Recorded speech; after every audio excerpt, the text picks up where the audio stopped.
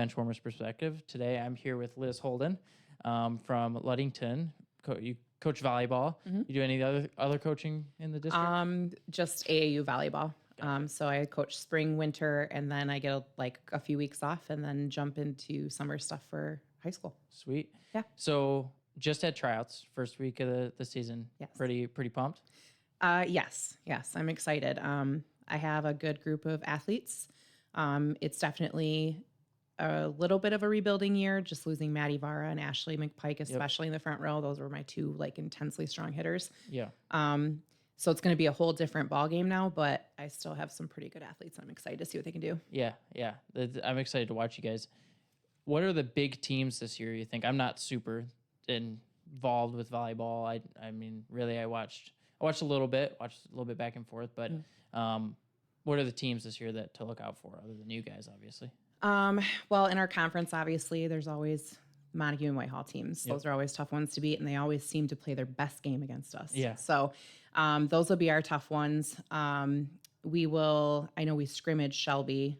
They're always tough to beat because of Nevaeh. Yeah. But honestly, I think that the big ones are going to be Montague and Whitehall. North Muskegon's not in our conference. I'm not even sure we will end up playing them in any tournaments or anything. But they have a pretty good setter, lefty setter that can just throw down. So luckily they're not in our conference either, Shelby. So we have that to look forward to, I guess. Yeah, it's funny. The Rivers Division, who's a lot smaller than a lot of the schools in the Up Division or the Lakes, has, for volleyball for some reason, has exploded. Like there's a ton of 2 or 3 teams down there, North Muskegon and Shelby, that are real solid, making deep runs. I know Shelby last year made a deep run to what was it, the semis? And they lost to, who did they lose to? Oh gosh, well I can't remember. I was on my own road. I can't. And you guys made a deep run too, but I can't remember who they lost to. So last year, you guys went to the semis as well, right? We were in the state quarterfinals. Yes. Yep. So we didn't quite make it to state semis, but we made it to state quarterfinals. We played at Fremont against Catholic. Yeah. So it's your second. That last year was your second year, correct? Yes. Yep. What's it like going that far in your second year? Oh, it was surreal. Yeah. I was on cloud 9. I was so excited. And actually in our last game, I was really sick. Yeah. I had a fever and everything. And I was like, well, I can't miss it. So I wasn't 100% myself, but it just, even that, I was just so excited for the girls too. And it was only year 2 for me, but when I got there, some of those girls, the talent was there. Yeah. They just needed somebody to point them in the right direction on how to really utilize their talent and where they needed to be on the court and who played well together. And I think that, I don't know, it would be amazing to have that feeling all over again. Yeah. It was very exciting. Well, you guys got a good squad this year, so I don't doubt you can get that far again. I would hope so. Yeah. Looking at your schedule, what's the big games you're looking out for? Obviously, Montague, Whitehall, like you said, but other than that, any non-conference games? I haven't taken a deep look at it yet. So our tough tournaments are going to be, we have one in Grand Rapids at one of the Christian schools, and they always have some pretty decent teams. Yeah. And our first tournament is actually at Coopersville, so that'll be next Friday, and they always have a lot of decent talent in their tournaments too. Yeah. Shane over there really likes to bring the competition. So those couple of tournaments, I think we're going to see some really good teams, and I think that's really going to help us in the long run. So something that a lot of people probably don't know is that your dad and your mom have what I like to call the Montague Sports Complex. Yes. What's it like growing up out there?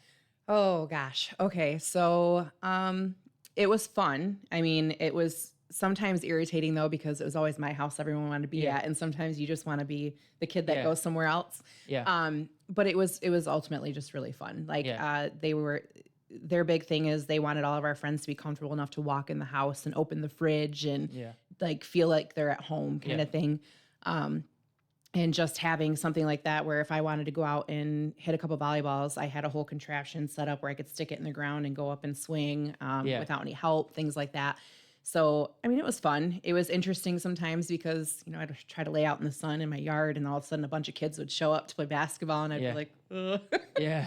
But no, it was fun. And everyone knows. If you say, you know, my parents live out on Loomis, they have the basketball and volleyball courts and stuff like that. Yeah, it's Holden's. Immediately they're like, hey, I know what house you're talking about. So everybody kind of knows. Yeah. And anyone that asks, like I recently had a parent that said, I never put that together. I didn't realize at your parents' house. Like, do you mind if my son goes out there and plays sometimes? And I was like, anytime he wants. They don't care either way. Yeah, well, I work with your brother. Yep. And I didn't realize it until after I started working here, or working kind of not here, but like for doing a few projects with them. And I was like, that's your parents' house? Mm-hmm. I had no idea, because I knew your dad and all that, but I didn't know that that's where you guys grew up and where they lived. I have many stories out there. Sure. I was out there like 2 days ago playing, and he was out there mowing the lawn, and always. Saw him at the golf course. They also own the chicken coop in Yep. Muskegon. Yep. That's been around forever. Yes. Love that food. Yes. Jonah, one of our coworkers, had their food for the first time and was like, "This is the best chicken I've ever had." For a long time, they have free range chickens out, sort of free range. Yeah, they did they had quite a few. Now they're just down to a random rooster that's still hanging on. And I thought for the longest time, that's where they kept getting their chicken from. And I was like, where are all the chickens going? It doesn't make any sense. I'm like, they have to be going there. No, they weren't. No. Back to volleyball. How does growing up with a volleyball court like that help you? I was able to practice whenever I felt like it. And I was one of those kids that wanted to all the time. So, I mean, even laying in bed, my parents didn't really tell me at the time, but apparently I would keep them up at night because I'd be setting a volleyball against the wall in my bedroom. And they're like separated by like a little hallway. But then I could go outside and I could work on my serves. I could, like I said, set up that little thing and work on hitting. I could work on just about anything whenever I felt like it, which was really nice because that's what I wanted. You know, that was my goal, was to play college volleyball. Yeah. So.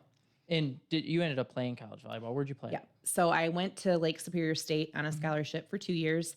And then I decided I wanted to be closer to home. My sister had just had the first grandbaby of the family, and I was 5 hours away. So I called up, at the time it was Rick Rixey at Davenport, and said, you know, I'm interested in playing at Davenport and like living in Grand Rapids instead. Do you have any room for me? And he said, yeah, sure. And we've got scholarship money. So I ended up playing at Davenport my last 2 years. Yeah. So what's that like playing college volleyball? I know I've talked to a few people about playing college basketball and college football. What's that like playing volleyball? So different from high school. I try to tell the girls that are getting ready to play in college, like Jordan Anderson, for instance, it's a huge step forward for sure. Everything is a lot faster, and then you're playing against way bigger girls. I mean, Hillsdale back then had girls that would come from like Czechoslovakia, and they could jump serve it like they were hitting it in the 10-foot line. It was insane. They were so good. Yeah. So the competition is just a lot more intense. Everything's a lot more fast paced, and it's definitely a lot more time consuming. You dedicate a lot more time, but it's ultimately just, again, like kind of surreal. Like you just soak up every minute. It's so fun. Yeah. So. I've always been interested in that. I thought about playing college golf a few times at MCC, which MCC is almost like that school that's like, it's a college, but it's like, it's so close that it feels like you're still kind of in high school, but it's still college sports. And so I've always thought about maybe going back and playing there, but it's just a lot of time. Like you said, it's just to do that at a high level and to actually get value out of it. It's just a huge time commitment, which I don't think a lot of people think about sometimes. Yeah, we couldn't have jobs because I mean, you're doing 3-4 days in the beginning of season, and then after that, even after season, you're committed to working out with your team multiple times a week, days. So what we all did is we became MHSAA approved refs, and then we would just, when we had time, go and ref games up north and stuff like that. So it is hard. If you have a job, that is your job.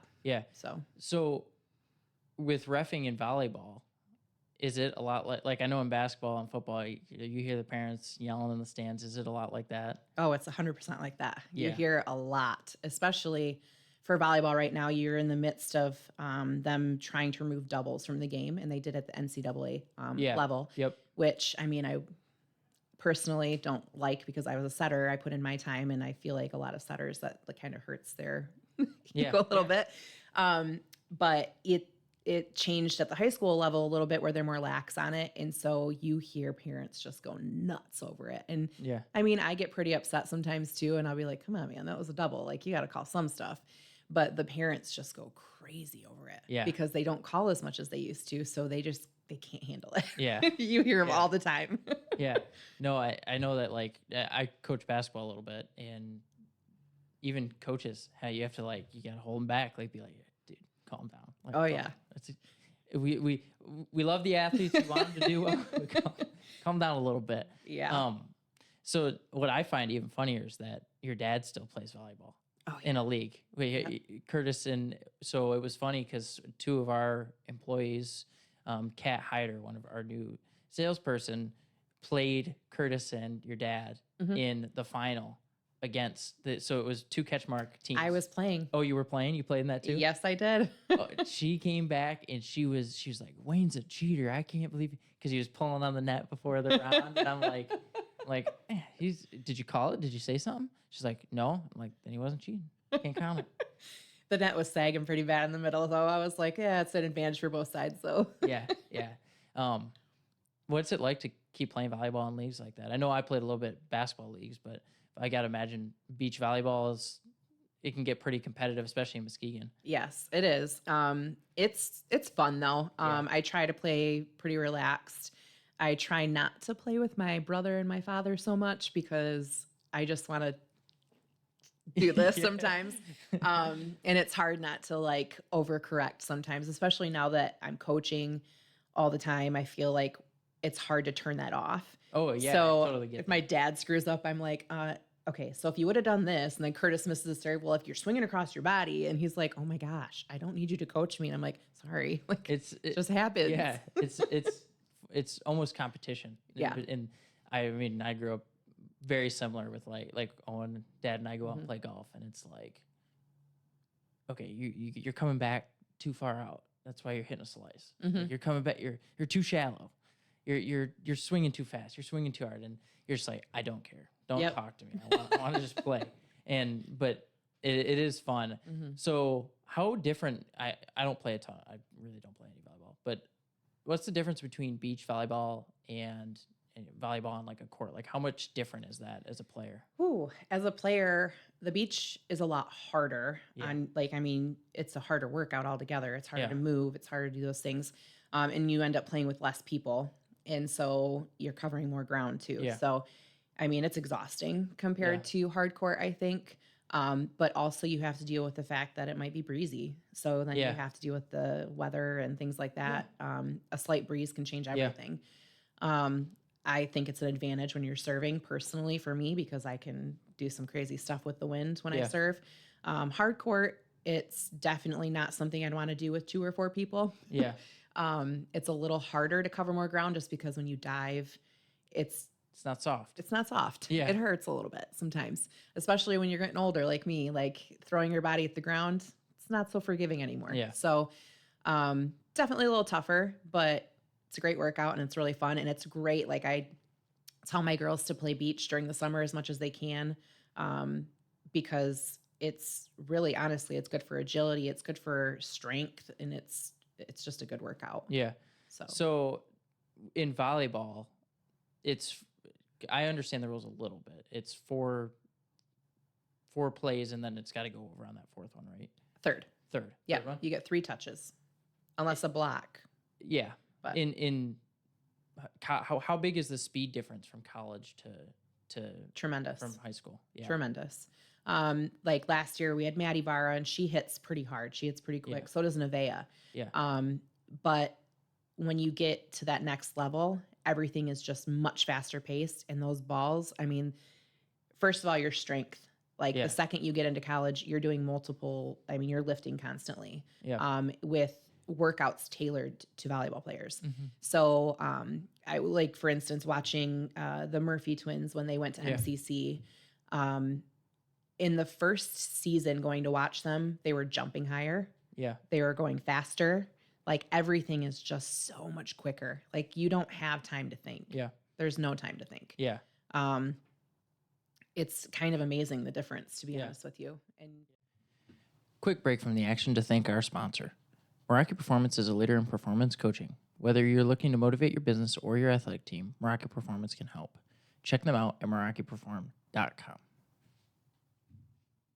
Yeah. Even if they're only in their first year of college, they'll change. I mean, it changes so fast. Yeah. You adapt quickly, but yeah, it's a big change. Yeah. Even I'm guessing it's the same way from like D3 to D1. Oh, for sure. Yeah. Yes. I know I've watched a little bit of men's volleyball, which, man, those guys, they fly. And they rip. They hit so hard. Yeah.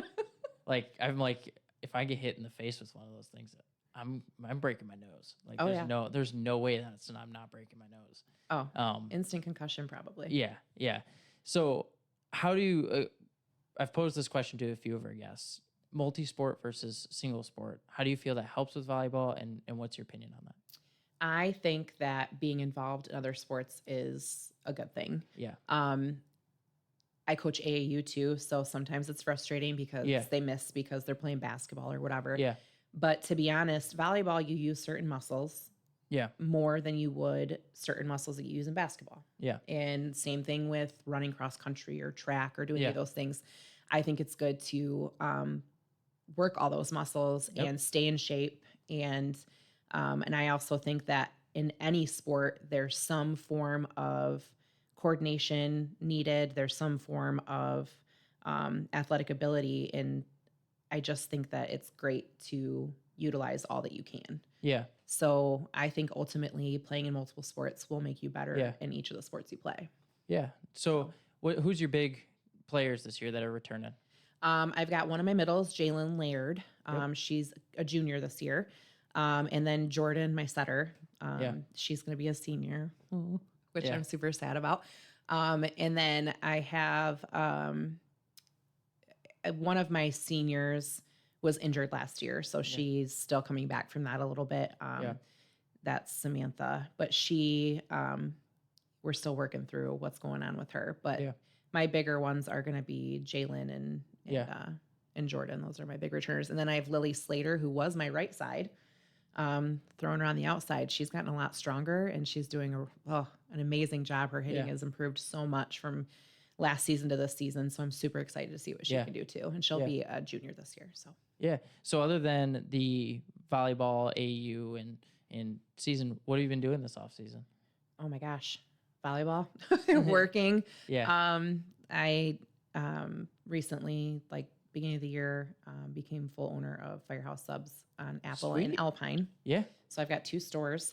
So between that and volleyball, I would say that I have not really done a whole lot of other things. I got some camping in and did a little floating down a river. But other than that, I mean, I really just have been putting all my time into volleyball and work. Yeah. So what's it like owning a place like that? Stressful, but rewarding. Yeah. When we have, like today, it was so busy. We had so much catering, but it was like super rewarding to get it all done and like, okay, like I can do this. This is fine. Yeah.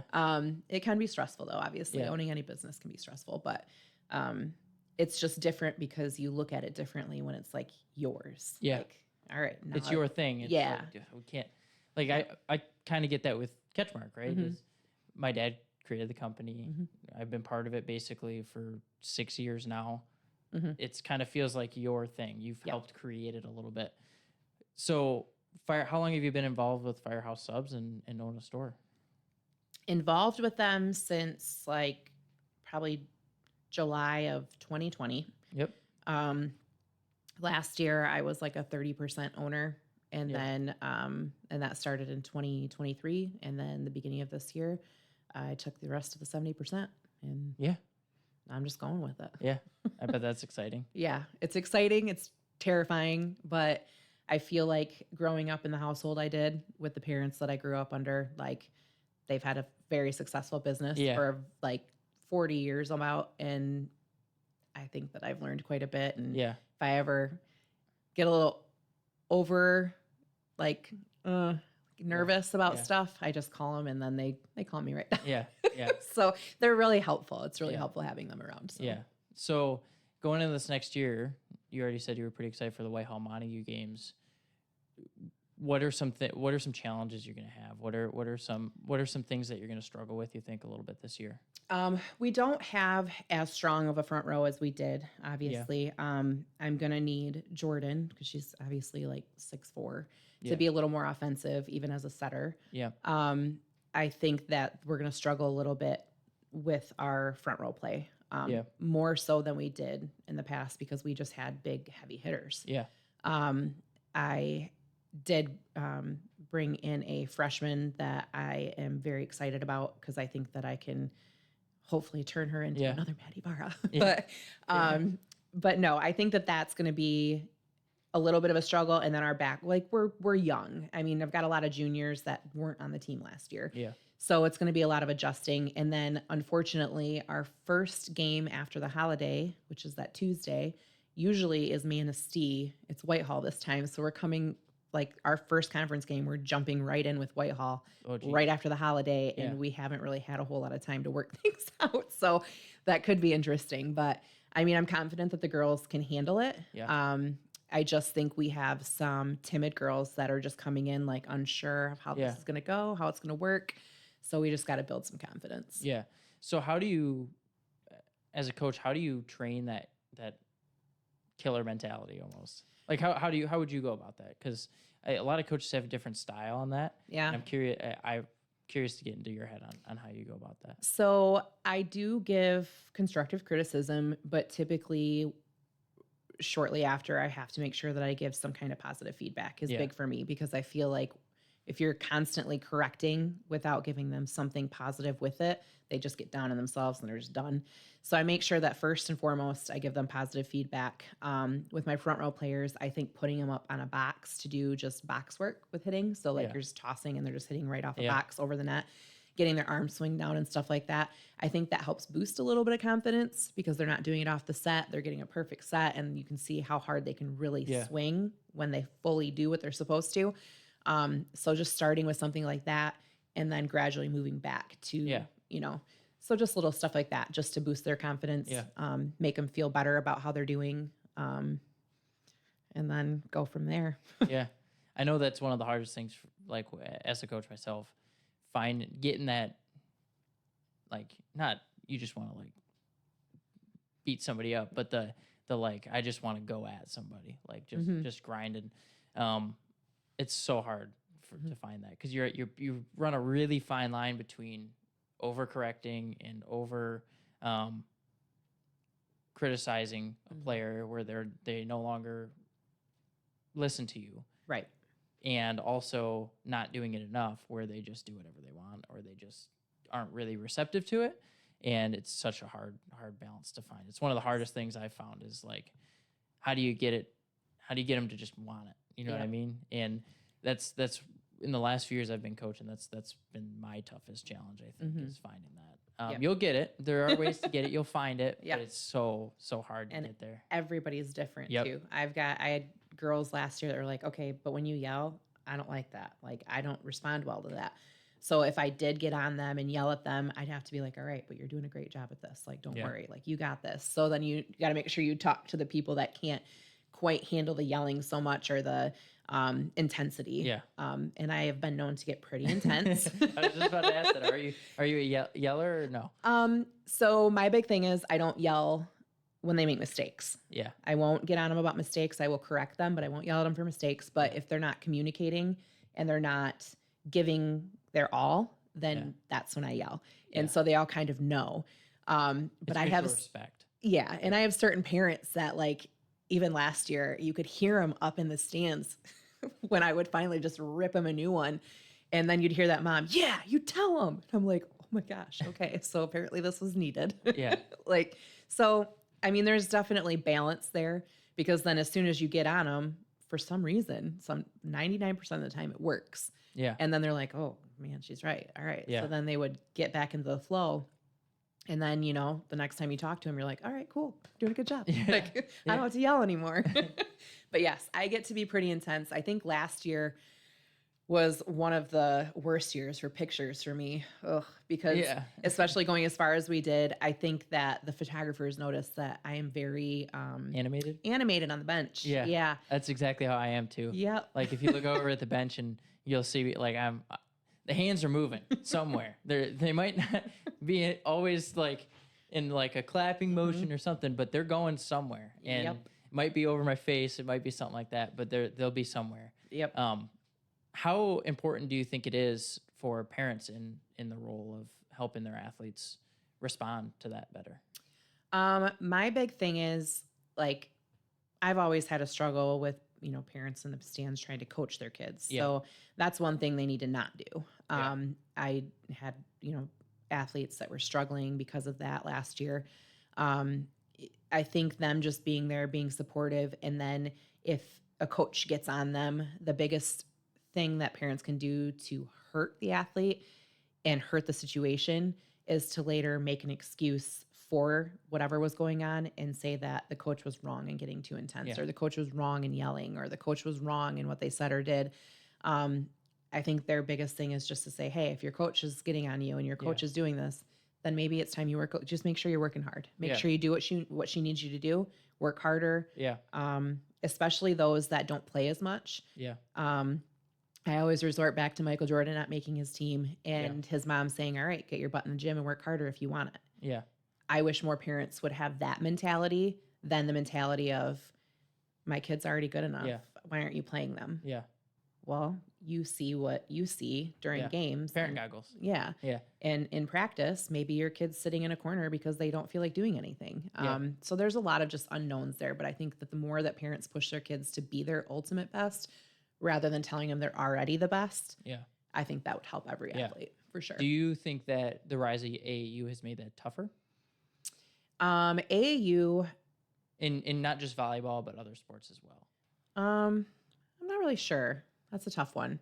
I feel like AAU has helped so much, to be honest with you. Yeah. I also think in AAU, it's just such a different breed. Yeah. Because people are paying to play. So it changes the whole aspect of everything.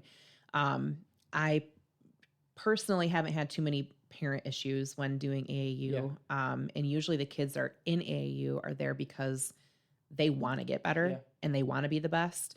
So you tend not to have as many of those issues. Yeah. So what I found, maybe it's a little different for volleyball because I'm kind of thinking of them a little bit similar. But for basketball, what I've always found is the players that tend to play in AAU are usually good players. Oh, yeah. But because AAU, the teams are from different schools, or there's less of that team, and it's more of I. Mm-hmm. And what you find is a lot of players who think they're really, really good and have that idea in their head. And so when they don't get that time, or they don't get that minute, or they don't get that whatever, it's really hard to break them out of the I and look at the team in that, which is what I found is another really tough thing that I found with AAU. And I love AAU. I think it's one of the greatest things that we've come up with, but I do think it's fostered a little bit of an independence. Yeah. And where you struggle with that more team aspect, because at the end of the day, that player can just go play AAU, and they don't need, AAU gets them the exposure that they want or need. I think just as much as a high school would. I would say AAU almost more exposure. Yeah. Because people are, you got your overtimes, or you got that. I'm not sure what it is for volleyball, but for basketball, it's always been like the overtime or Hoop Central or stuff like that. But yeah, I found that to be another really, really tough thing. It is. And I've seen it, and I agree that happens. One big thing, so I'm at Inside Out in Muskegon for AAU. And one big thing that Rick had passed down to me was sitting down with the team and having him fill out these papers that ask, like, okay, would you rather win a championship, or would you rather get the MVP award? Like, which would you prefer? Questions like that, questions that you try to make them aware of the fact that they're still on a team. Yeah. It would be great to be an MVP, but wouldn't it be great if you all won a championship? Yeah. Instead of just getting the MVP and losing the championship. Yeah. And so we try to push the mentality that it is still ultimately, and it always will be, a team sport. But yes, there is a struggle with definitely. When you get all of the best players from different schools into one room, there can be some ego checks that need to be done for sure. Out of curiosity, when you were in college, did you see that as much, or did that team become closer in college? I was actually very close with my team in college. Well, at Lake State, I would say my first 2 years, our team did like everything together. And the older girls were really like. Let's take another moment to thank our sponsor, Shoreline Restoration and Construction. Did a storm recently hit your business, home, or other building? Then Shoreline Restoration and Construction can help. They are a leader in remodels, new construction, and much, much more. They also restore water-damaged buildings, flooded basement, and so much more. Good about taking the younger ones under their wing. At Davenport, I think that there was still some good team bonding. There was always a couple, though, that were like if their playing time got cut, then it was like, well, you know, they got a little snotty about it and stuff. But, I mean, you can find that just about anywhere. But overall, I mean, we had good team chemistry. Yeah, and I almost think college you become closer with your teammates than you were in high school a little bit, because in college, a lot of the people that are there, they're there for that sport, and that sport stays together all year. They become basically, it's almost like work. The people you work with, you most of the time become friends with, unless you just really hate your job. But and those, it's because you're there every day with them. Yes. And if you're not friends with them, then you're not really going to be ever getting valuable work done, because you really don't like them, right? Yeah. How important do you think it is to do that team bonding stuff? And what team bonding things do you guys do for volleyball? So team bonding, I think, is incredibly important. It builds the team camaraderie, and you need that on the court. I've had coaches say, well, team camaraderie is not that big of a deal. But when you put 6 individuals on a court and they're meant to play together, especially when they have to communicate, and you've got 2 girls next to each other that don't really like each other, then, you know, you're going to have struggles with balls falling between them, that kind of thing. So I think that's incredibly important to team bond, and to know the person you're playing with, know all the people you're playing with, to be comfortable with them. I know the last 2 years, we've always done a team dinner at my parents' house. My dad cooks fries chicken out in the driveway, and then we play volleyball on the grass court and stuff like that. One of the girls, my setter, has a pool, so they've done like little pool parties, things like that. And when they go to do things as a team like that, I stay back. So I don't involve myself, because I want them just to be themselves and have fun together. And I feel like, oh, coach is here, so we got to watch what we're doing. We got to like be careful, and I don't want all of that clouding everything. So, and then going into regionals last year, especially a lot of team dinners, things like that, just to get together, and just loosen up and have fun together. So it's not always so serious and so focused. That way, when we get on the court, it's game time. It's family. They're able to focus, and they're able to get along. They're able to just mesh well together on the court. Sometimes you get frustrated with them. Oh right? For sure. I remember I played basketball, and all of the seniors were super, super close. And so I know I almost fought a few guys in practice, but you knew at the end of the day that was out of, I just want to win, and I want us to be so good that I want to win, and I'm willing to fight you because I think you're doing something wrong. And it's almost the toughest part about it sometimes is knowing when to tame that back a little bit, but it also to drive, to be that. What leaders do you have on your team this year, do you think? I would say my 3 that were starters last year, my setter, my middle, and what would have been my right side last year, now my outside this year. I think that so far we went to Ferris for team camp, and you're there for 3 days, and I mean, they do a lot of stuff, like a lot of good stuff. It's one of my favorite things. But I just watching them on the court with the girls that are just joining as juniors, they're just very encouraging, directing. And one thing for me is, and it seemed silly to some of them, is that when we're at that camp, that wherever we go as a team. So when we leave the building to walk back to the dorms, we're walking as a unit, like that kind of stuff. I just want it to be together. And I noticed just from knowing from the previous year, they spoke up immediately. Hey guys, we're walking all together as a team. We're going to stay together as a team. We're going to eat together as a team. So I really think that those 3, without even me asking, stepped up in a big way, and they're jumping into that leadership role really well. So going into this year, how excited are you for like just the whole season as a whole, just to get started? Like, I just got goosebumps actually. Super excited. Like I just get so pumped to see where they're going to end up. Like I have so much confidence in them. Like last year I would always say, this is it. This is your year. This is your time. Like you're going to do this. You can do this.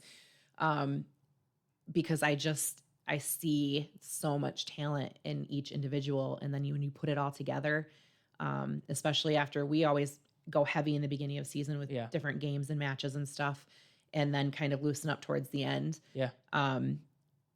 I just want them to put the work in because I just want to see where they're going to end up. Yeah. I just get excited. There's so much unknown, but I know that they can do so well. So yeah. So one big question I have, I'm not from Ludington, obviously. Nor am I. What has the Ludington community been like over the last 2 years? Supportive. Yeah. Very. I mean, when we went to districts the first year, we lost we had a bye and then we lost in the semifinals of districts to Cadillac. We had won the first 2 games in a row and then lost the next 3. It was pretty devastating. But I looked in the stands and it was insane how many people traveled to Big Rapids for that game. Like it just packed. And then last year, we traveled way north for the regional final. And it was crazy. Like so many of them showed up.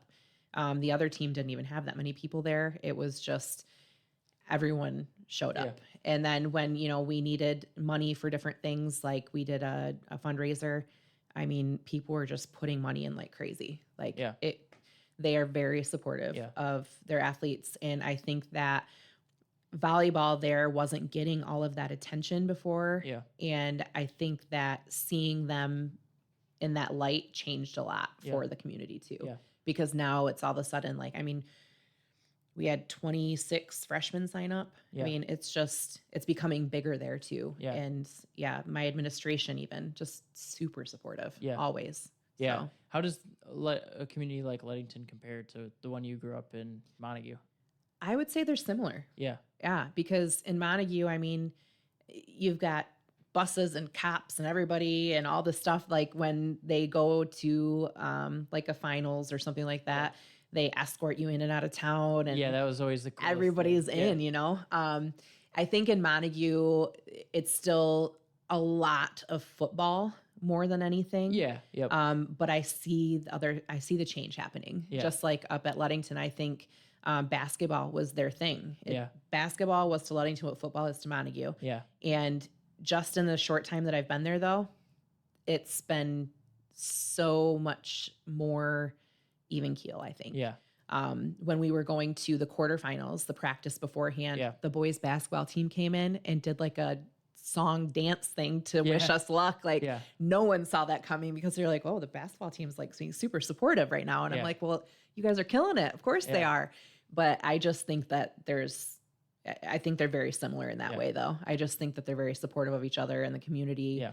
It's a smaller town, and I just think that they just love to see their athletes do well. So, what does a community like that do for a program? Oh, everything. Without the community, you've just got a team. I mean, you go play games, but what excitement is there? Yeah. They show up and they cheer you on. They put money into the program so you can do fun things with your team. Without them, I mean, we're just playing in an empty gym. Yeah. So I think that it does everything for us. So last question. What are you most excited for this season? Oh, man. I just feel like I have so many different options right now. Yeah. I'm excited to kind of move things around and play with the rotations and I'm super excited because I have a few kids that I think with just the smallest bit of direction, they're going to blow their own minds. Yeah. And I'm excited for that light to click on for them. Because you can see it as a coach, you can see what can be. And a lot of the athletes just think that this is what is. But when they finally start clicking in something and then they're like, oh my gosh, I can do this. I look forward to that. Yeah. And I think I'm going to see that in quite a few of the athletes because I feel like they're just right on the verge of catching it just where they need to. And I'm super excited to see that light go on. So when's your first game, just so that everybody knows? So next Wednesday, the 21st, we have a home. Well, it's supposed to be a quad. We're looking for a fourth team right now because a team had dropped out, Fenville. And it's our home opener. So we will have a home quad at right now Ludington Elementary because our gym floor just got totally redone. Oh, so, really? Yep. So hopefully as soon as school starts, we'll be back into our high school gym and it should be pretty nice. So. Yeah. Unfortunately, you guys won't get to play in the new Montague gym. Nope. But I think that'll be pretty sweet once it's done. Yeah. That's a huge upgrade. But yep. I appreciate you coming on. I'm super excited to see where your guys' season goes. Me too. You seem really, really pumped for it, and that's awesome. And everybody go out and support Ludington Volleyball. They're doing great things up there. And appreciate you coming on. And have a good week. You too. Thank you.